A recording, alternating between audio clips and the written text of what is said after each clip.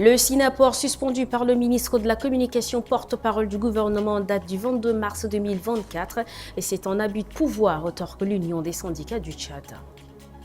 Ils sont nombreux, ces jeunes gens qui consomment des boissons énergisantes pour être au top de leur forme. Pour le nutritionniste, c'est une erreur à ne plus commettre. Un reportage assure dans ce journal.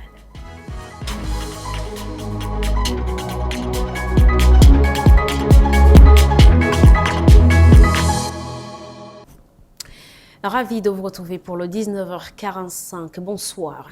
Ce jeudi 28 mars 2024, c'est une double audience au ministère des Affaires étrangères. D'abord, le nouvel ambassadeur de la République de Turquie, son Excellence Sem Utkan, et ensuite son Excellence professeur François-Xavier Batalingaya, le nouveau coordonnateur résident du système des Nations Unies et coordonnateur humanitaire au Tchad. Ce dernier est venu remettre les copies figurées de ses lettres de créance au ministre d'État, ministre des Affaires étrangères et des Tchadiens de l'étranger, l'ambassadeur Mohamed Saleh Anadif. Plus de détails.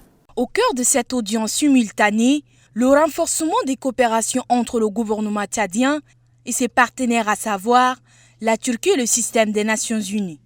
Un moment d'échange qui a permis de passer en revue les projets de développement en cours de réalisation au Tchad. Ce programme de 3 ans englobe tout le système des Nations Unies. Et nous, ce programme est aligné au plan national de développement. Donc nous, c'est justement de voir comment accompagner le Tchad dans son essor de développement.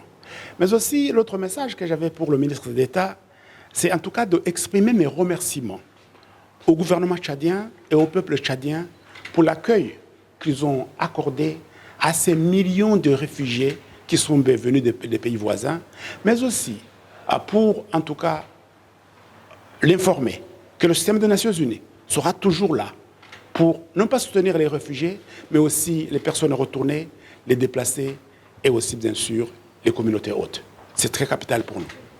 L'ambassadeur de la République de la Turquie, quant à lui, promet de soutenir le Tchad dans l'effort de développement.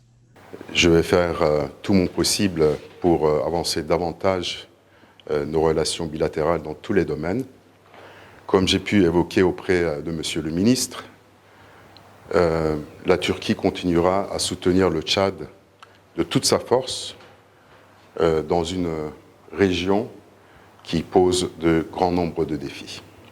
De son côté, le gouvernement espère tirer un profit de ces échanges pour le développement du Tchad tant souhaité. Au premier titre de cette édition, il n'a pas le droit de suspendre une organisation syndicale, s'indigne l'Union des syndicats du Tchad.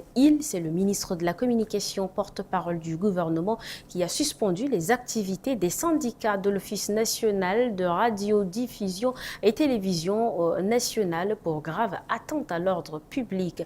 Une décision considérée comme un abus de pouvoir et atteinte à la liberté des syndicalistes. Rassoumor Djimleilaya Liutiam. 8 ans, Kombang Odim Stéphane luttent sans relâche pour leurs droits, le paiement de leur passif élevé à plus d'1 milliard de francs CFA. Mais le 22 mars dernier, le ministre de la Communication suspend les activités des syndicats des agents de l'ONAMA pour atteinte à l'ordre public. Et pour Bang Odim Stéphane, c'est plutôt une lutte pacifique. Nous, le Conseil, on nous reproche, on nous dit que nous avons perturbé, on a empêché la tenue du Conseil. Or, notre objectif, c'est que le Conseil ait lieu pour parler de notre problème. Ils sont là pour examiner des problèmes liés au bon fonctionnement de l'ONAMA et surtout le budget. Pourquoi aurions-nous voulu qu'il n'ait pas tenu qu'il ne tienne pas ce Conseil-là? Nous, ce que nous exigeons, c'est le paiement de nos passifs. Les passifs, c'est-à-dire les arriérés qui n'ont pas été payés, les primes de salissure, les primes de panier et bien d'autres primes, ainsi que les productions de 2015. Une suspension que ces derniers contestent et qualifient d'un abus de pouvoir. Pour l'Union des syndicats du Tchad, le ministre de la Communication n'est pas habilité à suspendre un bureau syndical. Un ministre ne peut pas se permettre de pouvoir suspendre un syndicat. Ça, au moins, j'ai dit aucun ministre, aucun, même pas le président de la République. Mais ils peuvent passer par la justice pour des raisons vraiment objectives. Et la justice va étudier tout en se référant aux textes internationaux. Dans la fonction publique, le décret, plutôt la loi 17, donne droit aux syndicats. La loi 38 pour les cas contractuels donne droit à la grève et aux syndicats, comment on les crée et comment un syndicat peut être dissous ou peut être carrément annulé. Il y a tous ces critères-là. Mais jamais dans ça, là, il y a un ministre qui a le droit de faire cela. C'est l'ignorance totale. C'est regrettable qu'on ait des ministres ignorants. Depuis la publication du décret, l'accès à l'ONAMA est strictement interdit à plusieurs de ses agents. Rassemor Djimleila, l'Agence nationale de la météorologie, célèbre en différé la journée mondiale de la météorologie. Ce matin, elle a fait une sensibilisation au lycée Ibn Mahadir pour amener les élèves à prendre conscience du changement climatique et de s'y adapter. Bekoutou Junior. C'est l'une des activités parmi tant d'autres prévues par l'Agence nationale de la météorologie et soutenue par le Programme des Nations unies pour le développement pour commémorer la journée mondiale de la météorologie. Cette sensibilisation placée sous le thème de la journée météorologique mondiale qui est en première ligne de l'action climatique a été l'occasion pour les élèves de chercher à mieux comprendre les phénomènes météorologiques mais aussi d'évaluer leurs connaissances dans le domaine. Une activité qui a tout son sens selon le directeur du réseau d'observation et prévision météorologique de l'Agence nationale de la météorologie, Idriss Abdallah Hassan. Vous savez, notre environnement, notre quotidien est menacé par la désertification et la destruction de la couche d'ozone due au réchauffement de la planète. Donc c'est pour cette raison qu'on lutte contre le changement climatique. Donc le changement climatique devient notre quotidien. Tout le monde doit contribuer pour lutter contre ces changements climatiques. On doit s'adapter, on doit résilier, vivre avec ces changements climatiques. Pendant cette sensibilisation, des questions élémentaires sur le climat sont posées aux élèves et les bonnes réponses ont reçu des récompenses. Ces élèves trouvent bénéfique cette sensibilisation. Dans son programme, l'Agence nationale de la météorologie voudrait accentuer la sensibilisation et la vulgarisation à travers les conférences débats et les rencontres sportives. Et comme dans chaque édition de Tchad Info TV, je vous invite à suivre l'actualité en bref. Celle d'aujourd'hui est une compilation d'Yves Ismaël.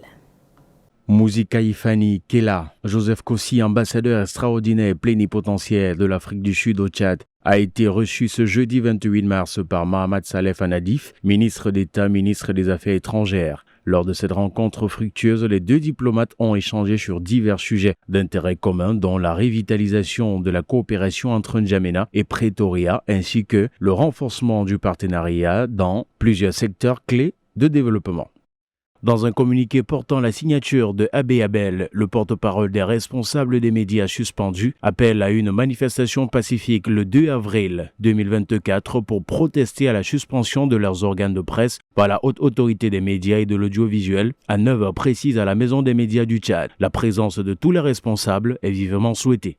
La directrice générale de la Société tchadienne des eaux, Koubra Hissène Idno, a animé ce jour dans sa direction 6 au quartier Bololo dans le 2e arrondissement, un point de presse relatif aux problématiques d'approvisionnement en eau potable dans la capitale. Selon elle, les interruptions d'eau dans certains quartiers ne proviennent pas des coupures planifiées ou pratiquées, mais plutôt de la saturation des réseaux des zones impartées, due à une capacité insuffisante et aussi à la forte demande en eau induite par la chaleur. Aussi, poursuit-elle, la gratuité instruite par les plus hautes autorités entraîne une consommation non contrôlée et du gaspillage, augmentant ainsi la demande en eau et viennent s'ajouter les travaux de bitumage de la voirie urbaine dans la ville. Néanmoins, dit-elle, la Société tchadienne des eaux a entrepris des travaux de réhabilitation, de renforcement des capacités de densification pour résoudre progressivement ces problèmes. Pour finir, elle informe la population que pour bénéficier des mesures sociales prises par le président de transition, une promotion sur les coûts de nouveaux branchements est accordée à hauteur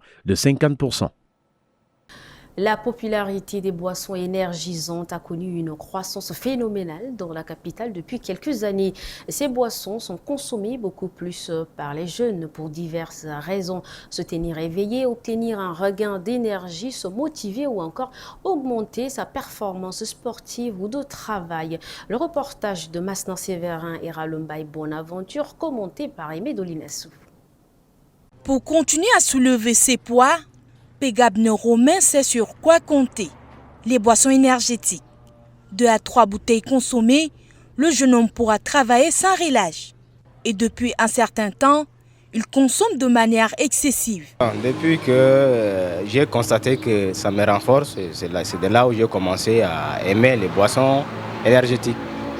Parce que là, cela m'a poussé vraiment à aimer vraiment ce genre de boissons parce que maintenant, même si je change de goût, ça peut plus me soulager comme les réacteurs et autres. En N'Djamena, la consommation de boissons énergétiques est en mode et de plus en plus, les jeunes en consomment pour garder la forme et cela n'est pas sans conséquences. Parce qu'il faut savoir que c'est consommé beaucoup plus par les moins de 35 ans. Et c'est des boissons vraiment très dangereuses parce que même dans la composition, c'est fait à base de stimulants comme la caféine. Donc ça a trop de conséquences au niveau cardiovasculaire. Ça crée des troubles de rythme. Ça peut même aller jusqu'à l'arrêt cardiaque. Et au niveau neurologique, ça crée l'irritabilité, l'anxiété, la convulsion. C'est vraiment une très mauvaise chose, quoi. Quand on est fatigué, il faut se reposer.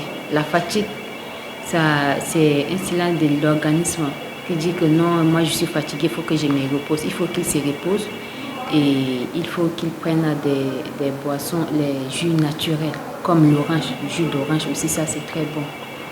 Mais il ne faut pas aller consommer les boissons énergisantes, c'est très dangereux, quoi. L'excès nuit, dit-on. Consommer pour une raison, oui, mais d'en abuser peut être dangereux pour la santé. Un mot de culture dans cette édition, la ville de Kélo dans la Tandilé a abrité ce mercredi le lancement des activités, sinon des festivités de la 2e édition du Festival des Arts et de la Culture du Peuple de la Tandilé. C'est le ministre des Télécommunications et de l'Économie numérique, Boukar Michel, représentant son collègue de la Culture qui a présidé la cérémonie d'ouverture.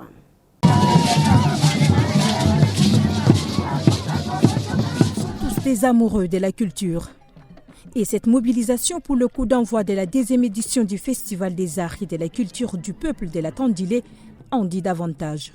Une assise qui prône la cohésion sociale entre les filles et les fils de la dite localité. Une initiative salutaire. C'est à vous de beaucoup travailler et c'est à vous de vous unir ensemble pour éviter ces clivages ethniques, les replis identitaires qui ne se connaissent pas au niveau de la Tandilé. Le préfet du département de la Tandilé-Ouest, le général Daoud Suleiman Ousmane, exhorte les jeunes de sa circonscription à promouvoir cette richesse culturelle au-delà des frontières. Nous en sommes très fiers de vous voir personnellement venir honorer notre festival. Votre présence parmi nous montre à suffisance la forte volonté des plus hautes autorités de la République à valoriser et à promouvoir nos cultures. Le dit festival prévoit plusieurs activités et des manifestations culturelles. Rassemor Djemleila sur les images d'Yves Dangourbe, c'est ici qu'on prend fin cette édition. Merci à vous de l'avoir suivi.